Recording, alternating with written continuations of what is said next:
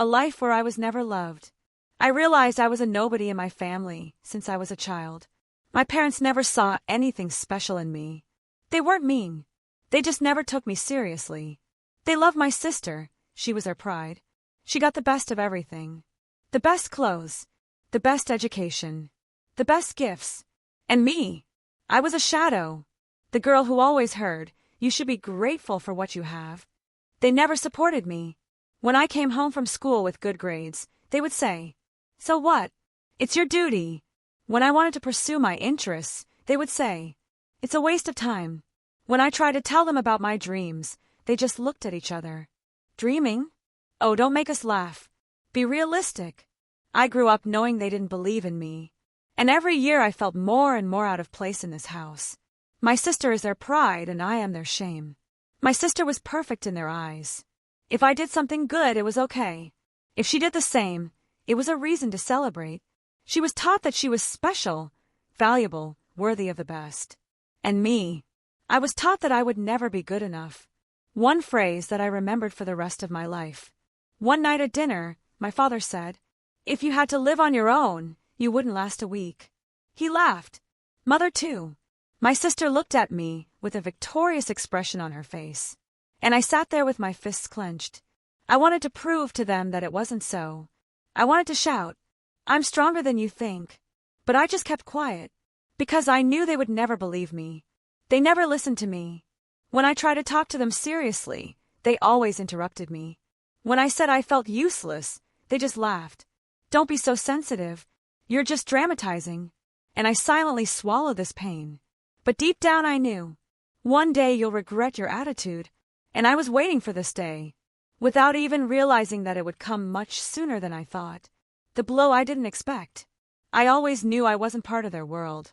But I never thought they could get rid of me so easily. That they could throw me out of the house like I was no longer needed. That they could close the door on me and never open it again. But that's exactly what they did. And that night changed my life forever. It was a normal evening, but something was wrong. I came home after work. I worked part-time after school, so I could have at least a little money of my own. No one ever bought me anything. Everything I had, I earned myself. I walked into the kitchen, and I could feel the tension in the air. My parents were sitting at the table. My mother was holding a cup of tea, but her hands were tense. My father was looking at me with that same cold look I hated so much. My sister sat to the side, smiling as if she knew something I didn't. I stopped in the doorway. Did something happen? My father sighed. "Sit down. We need to talk." Their words hit me harder than any blow. I sat down.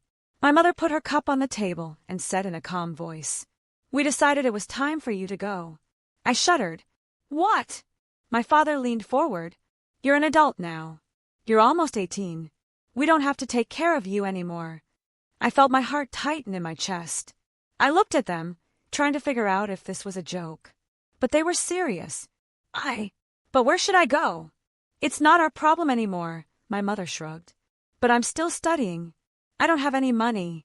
"Well, then you'll learn to survive on your own," said my father, leaning back in his chair. My heart froze. "Why are you being so mean to me?" My mother sighed as if I were tiring her. "Look, we've done enough for you. We raised you, fed you, clothed you. Now it's your turn to take care of yourself."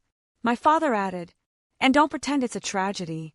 Many people live on their own at your age. But they have support. Their parents help them." "Well, you won't have it." My father shrugged. My sister was enjoying every moment. I looked at my sister.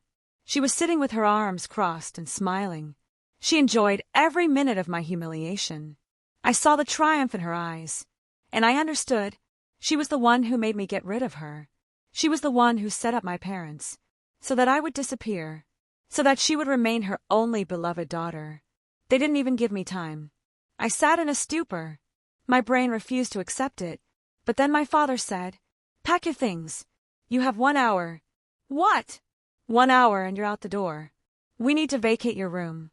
I couldn't believe what I was hearing. I tried again. "Please, don't do this. Give me at least a little time to find a place to live." "This is not up for discussion," my mother replied.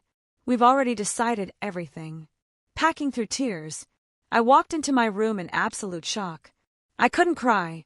I couldn't scream. I was paralyzed. But I started packing. I didn't know what to take. Because it didn't make sense.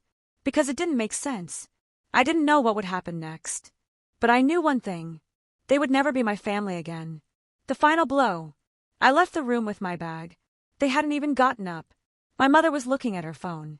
My father was flipping through the newspaper. My sister was just smiling again. I walked to the door. And then my father said the last thing. Don't come back. I took a deep breath, trying to stop the tears from flowing. I grabbed the doorknob and left. I was left alone, but that was just the beginning. When the door closed behind me, it felt like the whole world had collapsed. I stood on the street with nothing. No money, no home, no support, but with fire in my heart. They thought I would break. They thought I wouldn't survive. But I made up my mind. I will never ask for their help again. I will never go back to them. But someday, they will come to me, and then I will make them regret it. The first hours after exile, I stood in front of the house I grew up in, unable to believe that I would never be able to return there again. This door that I had opened so many times, these walls that knew my every fear and every hope, these people who called themselves my family. Now all of that was closed to me forever. I looked around. I was wearing an old backpack with a few things on it, a t-shirt, a pair of jeans, a phone charger. In my pocket, only $27. And nowhere to go. No one needed me. I took out my phone and started scrolling through my contacts. Maybe someone can help. I wrote to a friend. Hi, can I stay at your place for the night? I'm having problems at home. The answer came a minute later. Sorry, I can't today. I hope you're doing well. I wrote to another person, then to another. The answers were the same. Sorry, I'm not home right now. I have my own problems. I was alone. A night in the park is the first step into a new reality. I wandered the streets until I found myself in a small park. I sat down on a bench, clutching my backpack to me. The city was cold, indifferent. People walked by without even looking at me. I looked up at the sky. That's it. I'm homeless. This thought hit me like a punch in the stomach. Yesterday I had a home, albeit an unloving one, but a roof over my head. And now I had nothing. Mourning, hunger, and understanding reality. I woke up to the sun shining in my eyes. For the first few seconds, I didn't understand where I was. And then it all hit me. My body ached from the cold.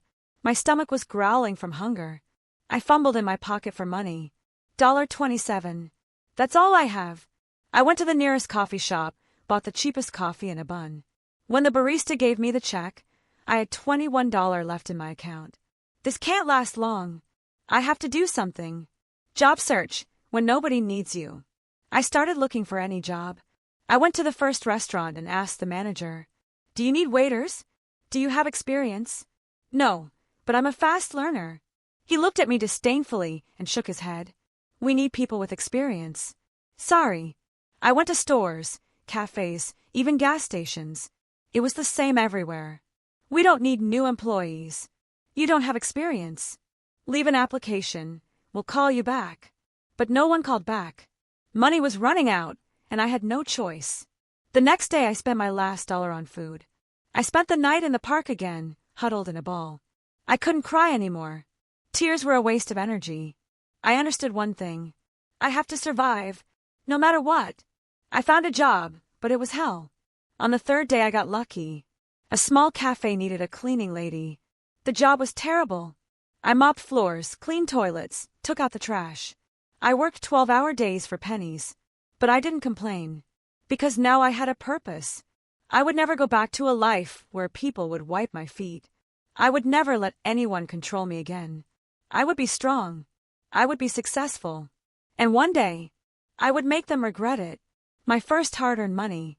After a week of working as a cleaner, I finally got paid. It was ridiculous money, only $150. But for me it was a lot, because it was my money, not my parents', not borrowed, but mine. I looked at the bills in my hands and realized one thing. I will never beg again. I will never ask for their help again. I bought myself a decent lunch. I rented a room in the cheapest hostel. And for the first time in a week, I slept in a bed, not on a park bench. It was a small step, but it was my first step towards a new life. I realized one important thing: this job was not for me. Cleaning a cafe was hell. I worked from morning till night. My back was burning with pain. My hands always smelled of bleach. And the worst part was that people didn't see me as a person. Customers could just walk by, spill their coffee, and not even apologize. Employees treated me like I was invisible. And I realized, I can't live like this for the rest of my life. I have to find a way to get out of this shit. I started studying, because knowledge is power. Every evening after my shift, I went to an internet cafe. I started reading everything I could find about a job that would bring in big money. I realized that education was my only chance. But I didn't have money for university. So I started studying on my own. Free courses, video tutorials, books on business, finance, marketing. I sat in front of the screen until 3 a.m, studying, writing down, memorizing. I forced myself to understand what seemed difficult, because I knew one thing: if I become smarter, I will become stronger. The first opportunity to change my life. One evening, while browsing through vacancies, I came across an ad. The company is looking for an assistant in the office. No experience is required. The main thing is a desire to learn. I looked at the screen with my heart pounding in my throat. It was a chance to escape the mud, a chance to get into another world. I sent my resume and waited. I was called for an interview, and I was ready to fight. When 3 days later they called me and said, "Come tomorrow at 10 a.m, I almost cried with joy. I spent my last 20 on a simple office dress. I stood in front of the mirror in the hostel and repeated, "You have to get this job. This is your only chance." I was no longer the broken girl who had been thrown out of the house. I was no longer a victim. I was a warrior. The morning that changed everything. I woke up at 5 a.m, even though my alarm was set for 7. I just couldn't sleep. This day could change my life. This wasn't just an interview. This was my only chance to get out of the rut. I got up, combed my hair, and put on a little makeup, neat enough to look professional but not too noticeable. I put on my new dress. This was my first step into a world where I would have to fight. And I was ready. The interview. I had to convince them that I was the best of them all. When I entered the office, my knees were shaking. It was a huge company. People were walking down the corridors with coffee, talking on the phone, typing documents. I had never been in an environment like this. But I knew one thing: if I show weakness, they won't hire me.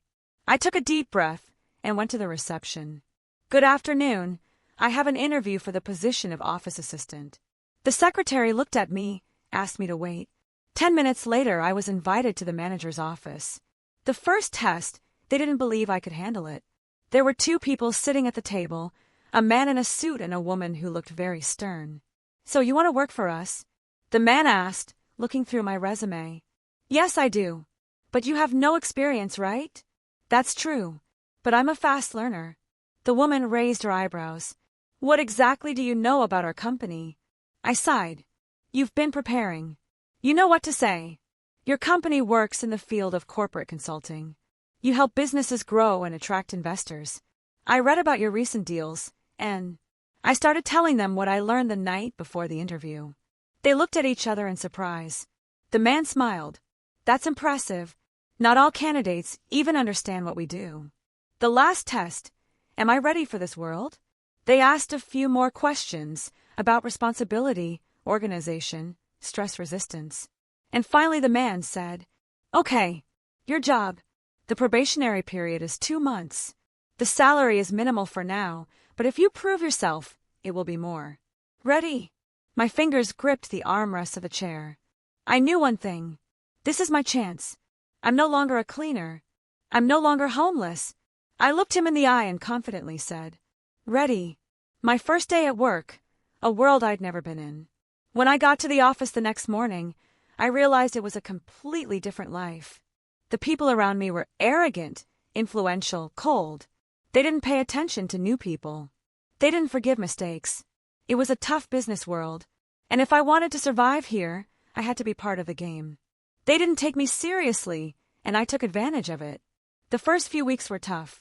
The employees didn't notice me. I was just the girl who types documents. I heard one of the managers say, "She won't last long. New people never stay here long." They underestimated me. And that was their biggest mistake. Because I was going to prove them wrong. I worked twice as hard as everyone else. I arrived earlier than everyone else. I left later than everyone else. I even did the work that I wasn't assigned. I listened, memorized, wrote down every word, every deal, every detail. I learned faster than anyone before me. And one day I got my first chance to show myself. My first big success. One of the managers was preparing a presentation for a big client. I happened to see that there was a mistake in his documents. It could have been a disaster for the company. I hesitated. I'm just an assistant. But then I thought, if I prove that I'm worth more, they'll notice me. I went up to the manager and said, "Sorry, but there's a mistake in your report. If you present this to the client, the deal could fall through." He looked at me with disbelief. But he checked. And he saw that I was right. For the first time, I was noticed. This man looked at me differently. Not as a girl who prints documents, but as someone who knows what she's doing. A few days later, I was called to the director's office. And he said, "Do you want to try yourself in a more serious role?" My heart jumped. I understood. Here it is, my chance. I nodded. Yes, I'm ready. I am no longer ignored. After that incident with the error in the report, everything changed. I was no longer the girl who types documents. People in the office began to pay attention to me. They saw that I was a quick learner, understood the system, noticed details that others ignored. And most importantly, I was not afraid to take responsibility. That was key, because that was what opened the door to great success. My first real opportunity. One day, the manager, who noticed me after that incident, came up to me and said, "Listen, we have a client, and we need someone to help prepare a presentation. Can you handle it?" It was a job that was assigned only to proven employees, and I had only been working here for a few months. I understood that it was a risk, that if I failed, I would never be given such a chance again. But I didn't even hesitate. Yes, I can do it. I worked without sleep, but it was worth it. I didn't sleep for the next few days. I reviewed every document, every figure, every possible scenario. I knew I couldn't make a mistake. I knew this was my chance. And I did everything perfectly. The presentation that changed my career. When the day of the meeting came, I walked into the conference room for the first time not as an assistant, but as part of the team. I saw people looking at me in amazement, because they weren't used to the fact that I was now on a different level. But when the presentation began, I amazed them all. I spoke confidently, answered questions, explained every detail.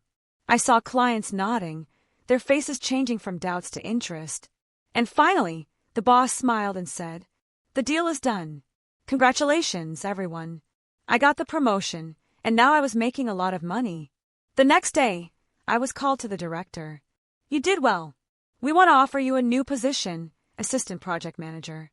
I could barely hide my smile. It was my first real promotion. I was no longer doing menial tasks. Now I was an important part of the company.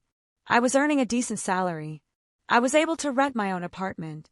And for the first time in many months, I stood in front of the mirror and saw a completely different person. I was no longer the broken girl who had been thrown out on the street. I was a successful woman who was creating her own life. Meanwhile, their world was starting to fall apart. One evening, I went on social media, and I saw the news about my family. It turned out that their business was in crisis. My father always thought he was smarter than everyone else. He never listened to advice. He thought he could control everything himself. But he made a serious mistake. And now his company was on the verge of bankruptcy. I sighed. Here it begins. Their beloved son/daughter also let them down. I also learned that my sister, or brother, did not live up to their expectations. My parents invested all their love, all their resources, all their money in her. But she was not ready for the real world. She did not know how to work. She did not have patience. She could not make difficult decisions. She simply wasted their money. And now, when everything was falling apart, my parents realized that they had bet on the wrong person. I knew they would come to me soon. I put the phone down and smiled, because I knew one thing. They'll find a way to contact me soon. They'll pretend to miss me. They'll say they love me. But I won't let them use me again.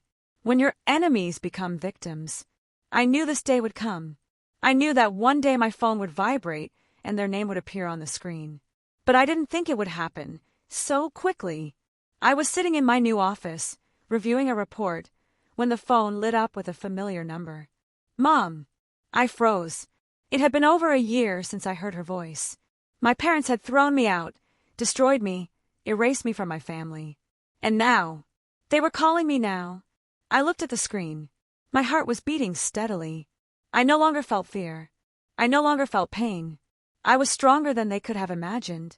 I pressed the accept button. Her voice no longer had power over me. Hello, honey. Her voice was soft, gentle, as if nothing had happened, as if she hadn't chased me out into the cold night, as if she hadn't ruined my life. I was silent. How are you? We haven't talked for so long. I could barely hold back my laughter. Oh, really? You just not talking. I knew that was a lie. I knew she wanted something. And I knew I wouldn't give it to her. She couldn't tell the truth, but I knew her. Mom, why are you calling? I said it in a flat, cold voice. She was confused. What?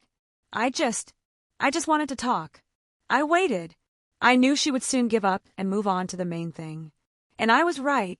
They are desperate, and they need money. You know, we are going through hard times right now. Here it is. Your father's company. Well, it's not the best period right now. We thought he would cope, but you know how it goes. I kept quiet. I let her talk. I let her dig a deeper hole for herself. And your sister too. She is having difficulties. She is having a hard time. She is experiencing so much. I gritted my teeth. Hard? Hard for her. This person who laughed when they kicked me out of the house. This person who said I would never achieve anything. Is she having a hard time now? What a pity. They're trapped. They want me to come back. We were thinking. She paused, as if choosing her words. Maybe you could go back home? I could barely hold back my laughter. Go back. Go back to the same house they threw me out of. Go back to the people who betrayed me. I realized they didn't want me back in the family. They needed my success, my money, my status. They needed me to get them out of this shit. And that made me angry. I'm no longer the girl they humiliated. You want me to come back? My voice was even calm. Yes, we all want that. We missed you, honey. Did you miss me when you kicked me out? She fell silent. Did you miss me when you said you didn't need me anymore? Her voice began to tremble. It was a mistake. We didn't know it would turn out this way. I smiled. I was no longer a victim. I was no longer asking for love that they couldn't give. I was so much stronger than they had ever been. I wasn't going to save them. I took a breath. I'm sorry, Mom, but it's not my problem. She froze. What? You made your own choice. Now live with him. But we're family. I laughed. Family? Were you my family when you kicked me out? Please. We didn't know you'd make it this far. If we had. I cut her off sharply. If you knew I'd be successful, wouldn't you have kicked me out? Is that what you're saying? Silence. She couldn't deny the truth. Her last attempt. She tried her last blow. You do realize that this is your family, right? Your father, your sister. They're suffering. I sighed. You know what's the most interesting thing? I was suffering too. But you didn't care. She didn't answer. I heard her heavy breathing. I heard her world start to crumble. And I knew it wasn't the end. She would try again. They would try again. But I am no longer their daughter. And they will get nothing from me anymore. They couldn't accept my no. After that call, I thought it was over. That they understood my answer. That they would leave me alone. But I was wrong. Because people who are used to controlling everything don't give up so easily. And a few days later they tried to convince me again. The second call, this time it was my father. The phone rang as I was leaving the office. Dad. I rolled my eyes. Oh, finally. They decided to launch the heavy artillery.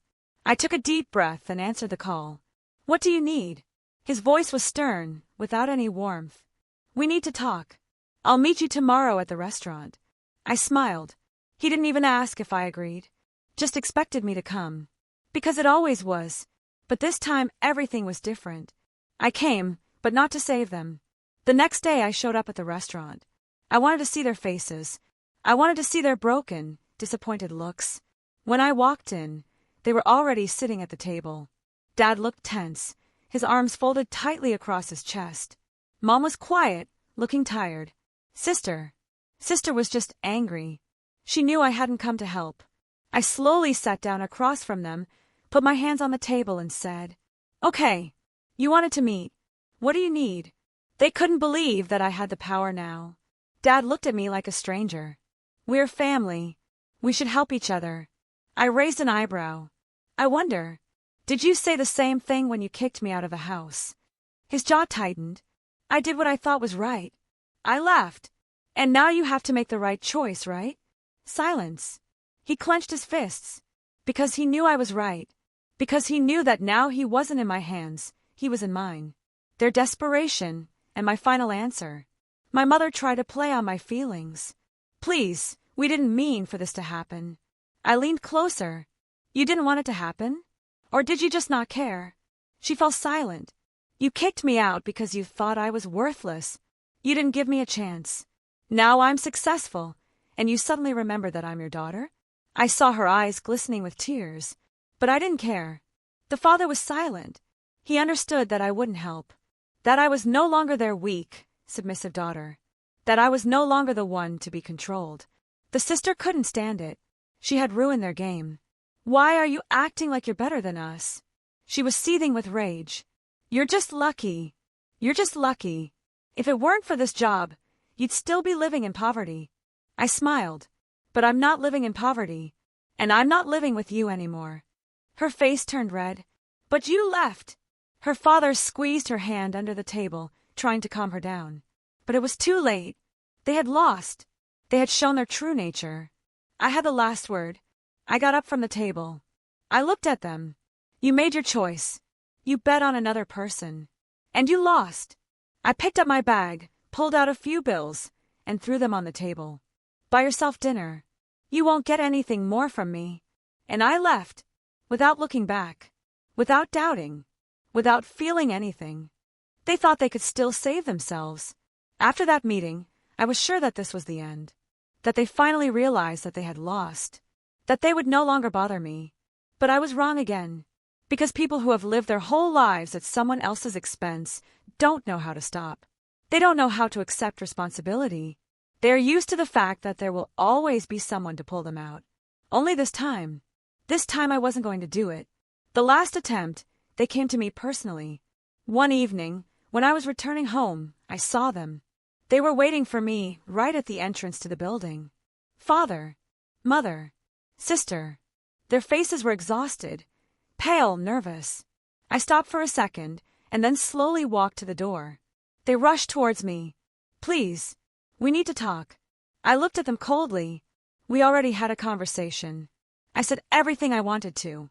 "This is important." My mother took a step forward. "We don't know what to do anymore. And I don't care." I said it calmly, without emotion. Their faces froze in shock. "But we are family." My sister spoke first. I smiled. "Family? Really?" Their lives fell apart completely.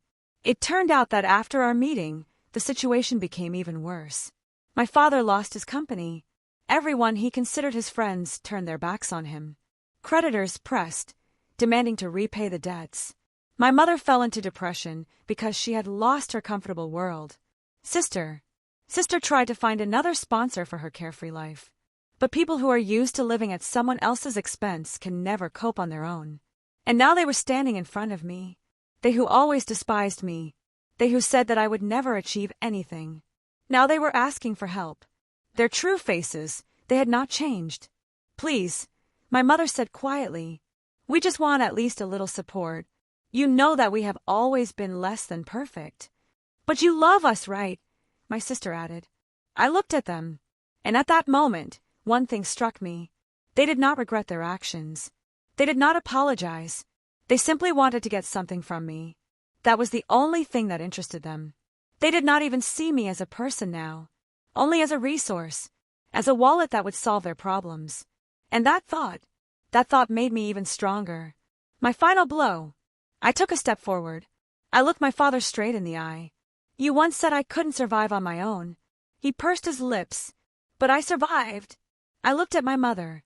You said I needed to be grateful for what I had, but you were the one who didn't appreciate me. I looked at my sister. You laughed when they kicked me out, but now you're not laughing. Why? She gritted her teeth, her eyes blazing with anger. I smiled. Because now you're where I was. And you don't like it, do you? They had received their final verdict. You're really going to leave us like this? My father no longer tried to hide his anger. I nodded. Exactly. Can you live knowing that your family is in trouble? I paused. And then I said, yes. Because when I was in trouble, you lived peacefully. Their faces turned white. They understood. They understood that this conversation was the last. They understood that I would not forgive. I turned and went into the building, feeling completely free. Their lives would never be the same again. They tried to survive without me, but it was too late. They no longer had support. My father had lost everything and could not find a new job. My mother tried to convince everyone that their family still mattered. Sister simply dissolved into a world that no longer accepted her as a princess. Their downfall was inevitable, and they knew it was their fault. They had a chance to be my family, but they gave it up, and now I gave up on them. I don't look back anymore. A year has passed since that last conversation. A year in which I built my life. A year in which I forgot about them. Because now they had no power over me. My life was one that I had never even dreamed of. I moved into a luxurious apartment in the city center. I no longer counted every dollar. I traveled, met people who mattered. I developed a career, built a business. And most importantly, I was happy. Without them, they were still living in the past. I didn't follow them, but I knew they were following me. I knew they saw my success on social media, in the news, in the conversations of acquaintances. I knew they regretted it, because they could have been a part of it, but they chose a different path. And now there is no going back. The last attempt, a letter from my mother. One day I received a letter. It was from her. I didn't open it right away. I hesitated. Should I even read this? But in the end I tore open the envelope and started reading. Daughter, I don't know if you'll even read this. But if you do, I just want to say I'm sorry. I'm sorry we were cruel. I'm sorry we didn't appreciate you. I'm sorry I lost you. But now everything is different. You're successful. You're strong. And maybe, if you have even a little compassion, you can give us another chance. I smiled and threw the letter away. They were waiting for me to come again. That I would forgive them. That I would come back and save them. But it didn't happen. I was no longer their daughter. I was no longer a victim. I was no longer someone they could control. I was free. I lived a life they had never dreamed of. I went on vacation. I sat on the terrace of an expensive restaurant, watching the sunset and drinking wine. I remembered the night they kicked me out of my house.